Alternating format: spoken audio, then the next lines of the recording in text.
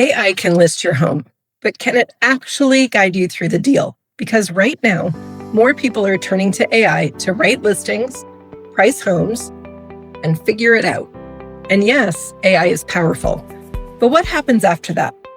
I'm Tasha Beckman, broker-owner of Exit Mosaic Realty. AI is a powerful tool. It can help with descriptions, ideas, even starting points. But real estate doesn't stop with information. It moves into decisions. And those decisions happen in real time. When a buyer walks into your home and reacts a certain way, what does that mean?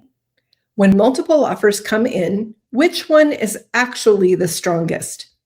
When something unexpected shows up during inspection, what do you push back on? And what do you work through? Those aren't things you can just generate. They require experience, awareness, and timing. Because even in a recent situation, a seller used AI to get the home listed.